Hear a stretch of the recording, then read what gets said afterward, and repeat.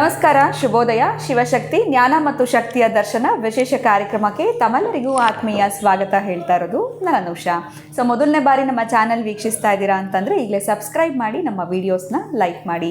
ಕಾರ್ಯಕ್ರಮದಲ್ಲಿ ನಮ್ಮ ಜೊತೆಲಿದ್ದಾರೆ ಈಶಾನ್ಯ ಕಾಳಿ ಉಪಾಸಕರಾಗಿರುವಂಥ ಶ್ರೀಯುತ ಪ್ರವೀಣ್ ದೀಕ್ಷಿತ್ ಗುರುಜಿಯವ್ರನ್ನ ಕಾರ್ಯಕ್ರಮಕ್ಕೆ ಸ್ವಾಗತಿಸೋಣ. ನಮಸ್ತೆ ಗುರುಗಳೇ, ಕಾರ್ಯಕ್ರಮಕ್ಕೆ ಆತ್ಮೀಯ ಸ್ವಾಗತ. ನಮಸ್ಕಾರ. ಯಾದೇವಿ ಸರ್ವಭೂತೇಷು ಶಿವಶಕ್ತಿ ರೂಪೇಣ ಸಂಸ್ಥಿತ. ನಮಸ್ತಸ್ಯೈ ನಮಸ್ತಸ್ಯೈ ನಮಸ್ತಸ್ಯೈ ನಮೋ ನಮಃ. ಇನ್ನು ಶ್ರಾವಣ ಮಾಸ ಅಂತಂದರೆ ಹಬ್ಬಗಳ ಸಾಲು, ಸಾಕಷ್ಟು ಹಬ್ಬಗಳ ಬಗ್ಗೆ ನಮಗೆ ತಿಳಿಸ್ಕೊಡ್ತಾ ಬಂದಿದ್ದೀರಾ. ಇನ್ನು ಶ್ರೀಕೃಷ್ಣ ಜನ್ಮಾಷ್ಟಮಿ ಕೂಡ ಇದೆ. ಇದರ ಒಂದು ಆಚರಣೆ ಯಾವ ರೀತಿ ನಾವು ಮಾಡಬೇಕಾಗತ್ತೆ, ಇದರ ವಿಶೇಷತೆ ಏನು, ಇನ್ನು ನೀವು ಇದರ ಒಂದು ಆಚರಣೆಯನ್ನು ಹೇಗೆ ಮಾಡ್ತಾ ಇದ್ದೀರಾ, ಇದ್ರ ಬಗ್ಗೆ ವೀಕ್ಷಕರಿಗೆ ತಿಳಿಸ್ಕೊಡಿ.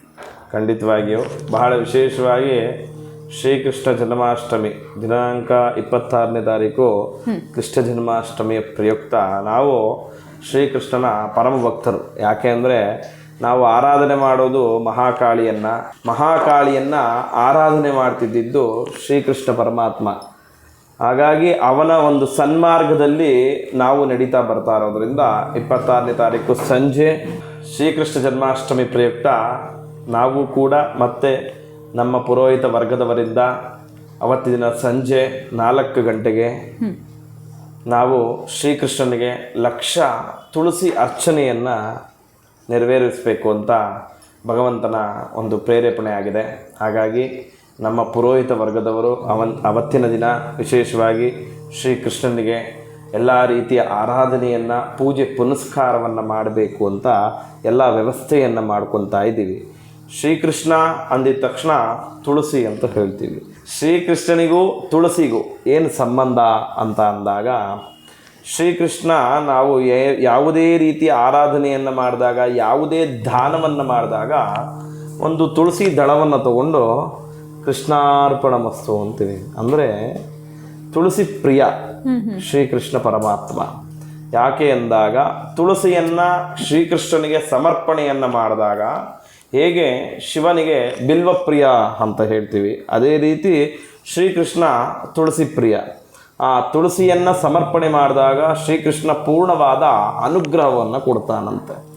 ಇದಕ್ಕೆ ಬಹಳ ಪುರಾತನವಾದ ಕಥೆಗಳಿದೆ. ಆ ಕಥೆಗಳನ್ನು ಹೇಳ್ತಾ ಬಂದಾಗ ಸಮಯದ ಅಭಾವ ಇರೋದರಿಂದ ಶ್ರೀಕೃಷ್ಣನನ್ನು ಅವತ್ತಿನ ದಿನ ವಿಶೇಷವಾಗಿ ಆರಾಧನೆಯನ್ನು ಮಾಡ್ತಾ ಇದ್ದೀವಿ. ಅವತ್ತಿನ ದಿನ ಭಜನೆ ಕಾರ್ಯಕ್ರಮಗಳು ಮತ್ತು ವಿಷ್ಣು ಸಹಸ್ರನಾಮ ಪಾರಾಯಣ, ವಿಶೇಷವಾದ ಆರತಿಗಳು ಶ್ರೀಕೃಷ್ಣನಿಗೆ ನೆರವೇರುತ್ತೆ. ಹಾಗಾಗಿ ಎಲ್ಲ ಭಕ್ತವೃಂದದವರು ಆ ಕಾರ್ಯಕ್ರಮಕ್ಕೆ ಪಾಲ್ಗೊಳ್ಬೋದು.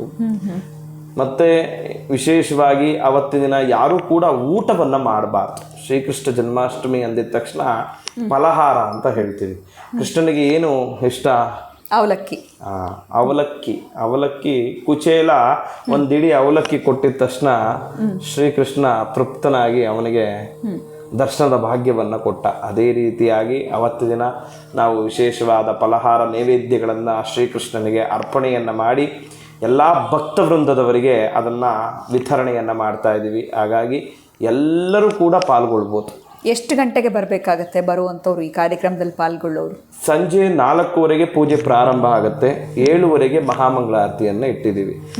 ಈ 4:00ವರೆಗೆ ಬರ್ಬೋದು ಜನ ಬಂದು ಆ ಪೂಜೆಯಲ್ಲಿ ಎಲ್ಲರೂ ಏನಂದ್ರೆ, ಇವಾಗ ಪೂಜೆಗೆ ಕೊಟ್ಟಿರ್ತಾರೆ, ನಾವು ಮಹಾಮಂಗಳಾರತಿಗೆ ಬರ್ಬೋದಲ್ವಾ ಅಂತಾರೆ. ಪೂಜೆ ಕೊಟ್ಟ ಮೇಲೆ ಪೂಜೆ ಪ್ರಾರಂಭದಿಂದ ನೀನು ಪಾಲ್ಗೊಂಡಾಗ ಮಾತ್ರ ಆ ಪೂಜೆಯ ವಿಧಿವಿಧಾನಗಳನ್ನ ನಿಮಗೆ ತಿಳ್ಕೊಳ್ಳೋಕೆ ಸಾಧ್ಯ. ಅದು ಬಿಟ್ಬಿಟ್ಟು ನಾವು ಮಹಾಮಂಗಳಾರತಿಗೆ ಬರ್ತೀವಿ, ಬಂದು ಪ್ರಸಾದ ಸ್ವೀಕಾರ ಮಾಡ್ಕೊಂಡು ಹೋಗ್ತೀವಿ ಅನ್ನೋದಲ್ಲ. ದಯವಿಟ್ಟು ಯಾರೇ ಪೂಜೆಗೆ ಪಾಲ್ಗೊಳ್ತೀನಿ ಅಂದಾಗ 4:00ವರೆಗೆ ಆ ಸಮಯಕ್ಕೆ ಬಂದು ಪೂಜೆಗೆ ಸಂಕಲ್ಪಕ್ಕೆ ಬರಬೇಕೆಲ್ಲರೂ.